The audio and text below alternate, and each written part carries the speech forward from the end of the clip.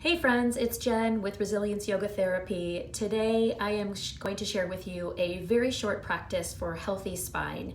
And this is based on a concept called 6 movements of the spine. If you are able to get your spine moving in these 6 ways every day, at least once a day, I would say probably in this time, probably twice a day, it will help ensure a healthy spine and minimize back pain and back strain. So let's first review what are the 6 movements of the spine. So first we know the spine can go forward in a back bend, right? So an extension and flexion. So it can move backward in a forward fold. So extension, flexion, right? So those are 2 of the 6 movements.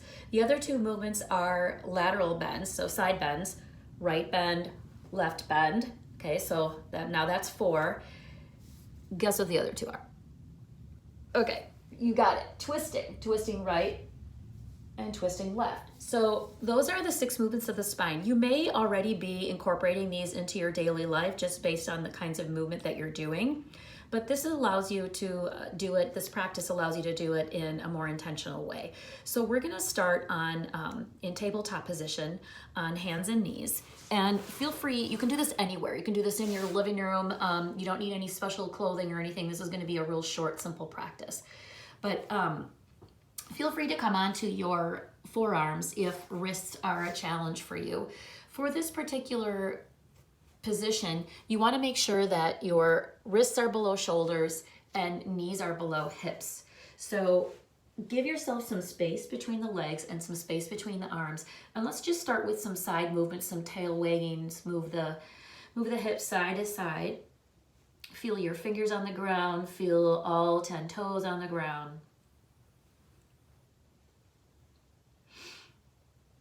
All right, and then come to a neutral spine, so neutral tabletop. Reach your tailbone long behind you and the crown nice and long forward so that you've got lots of length in the spine.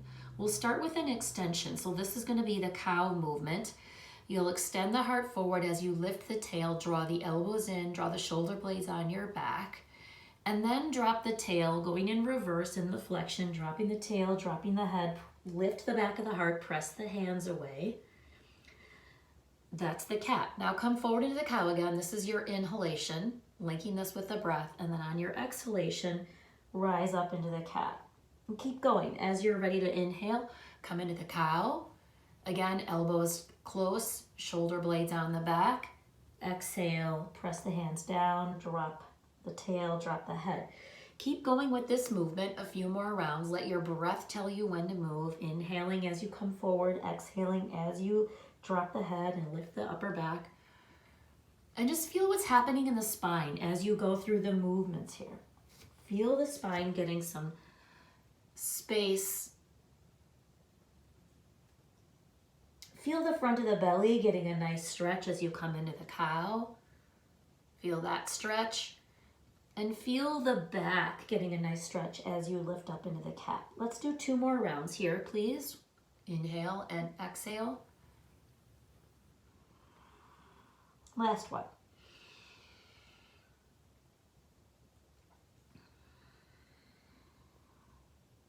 All right, from here we're going to come into a classic child's pose position. Make your knees a little bit wider, big toes can touch.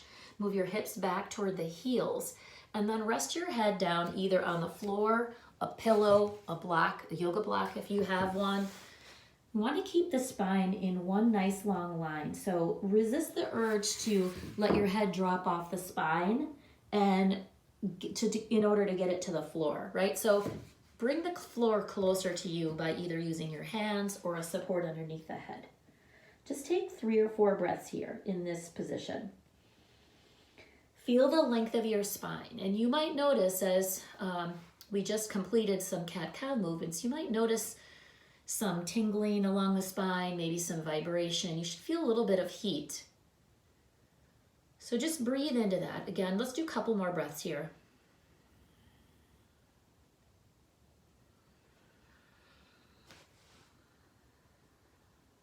Last one.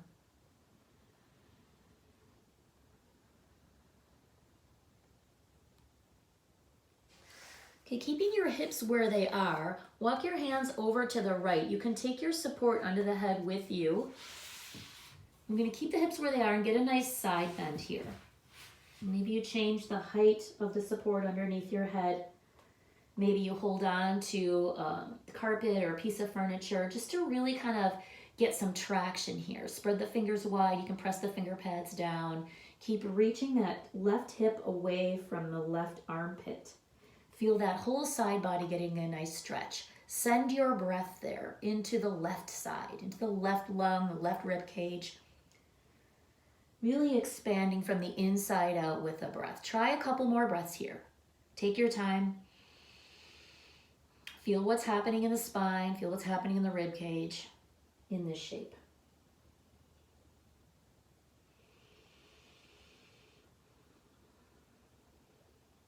Let's stay for one more inhalation. And then on the exhalation, walk your hands through center. Keep your hips where they are and move your hands over to the other side. Good. Just taking this over to the left. Same thing here, anchoring your fingertips, spreading the fingers wide, pressing the finger pads down. Maybe holding on to the carpet or a piece of furniture. Really expanding the right side of the body from the hip crease to the armpit. Feel that stretch there and then breathe into that right side, trying to expand your breath into the right rib cage, right lung.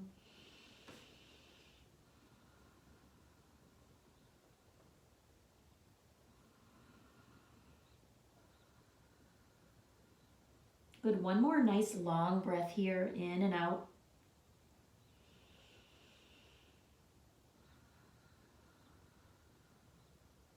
And then stay for the inhalation. Again, one last expansion. On your exhalation, move back to center. You can place the block off to the side. Come back up into that neutral tabletop position, bringing the knees underneath the hips again. Maybe rocking the hips side to side. Maybe taking a few rounds of cat-cow before we go into our last posture. Okay, so we've done 4 of the 6 movements. We've done the extension and flexion. We've done the lateral bends left to right. Now we're going to get the twist in, focusing on the upper back today. Start by taking your right arm out to the side. We're going to come into thread the needle. Bring it underneath between your left hand and your legs. You might want the support underneath your head here. The emphasis here is going to be on the upper back. So keep reaching the sit bones up and back. You can curl the toes under if that feels more supportive here. Otherwise, reach the tops of the toes down. Extend through those right fingertips. Let the left hand come a little bit closer towards your face so that that left shoulder is not reaching up toward your ear. You can keep your head straight down here, kind of like we did in child's pose, or you can turn the head if it's okay with your neck.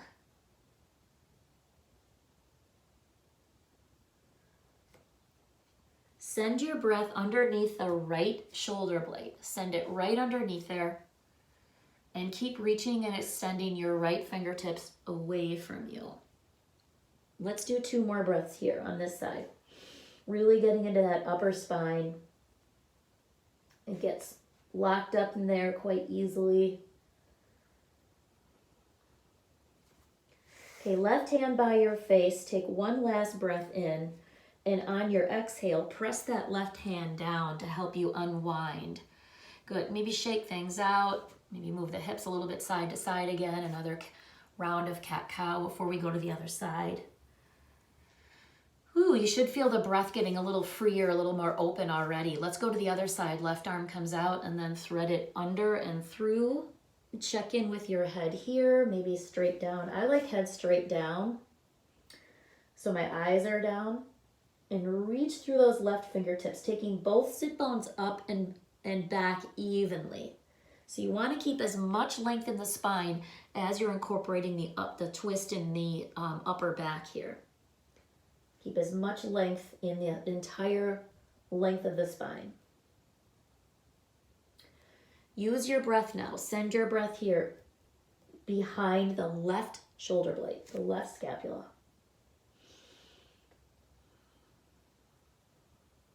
Feet are grounded, forehead's relaxed. One more nice long breath here.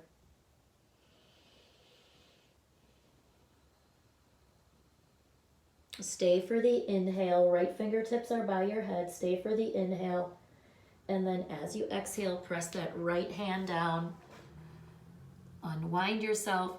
Maybe just a few more rounds of cat-cow.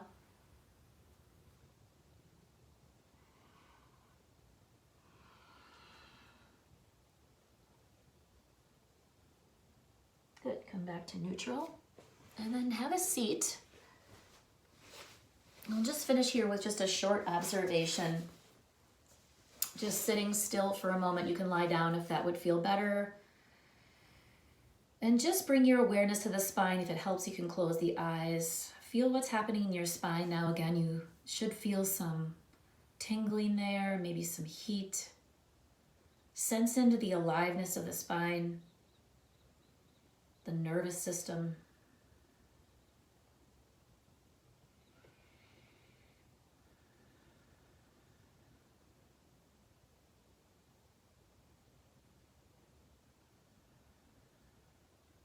Good. All right, let's just bring one hand to the heart. Give yourself just thanking yourself for taking this time out. Take good care of your spine. And again, so that's the 6 movements of the spine. We'll try a different practice next time, maybe a standing variation. But again, this is something you can come to throughout your day, 6 movements of the spine. Hope you enjoy it. We'll see you soon.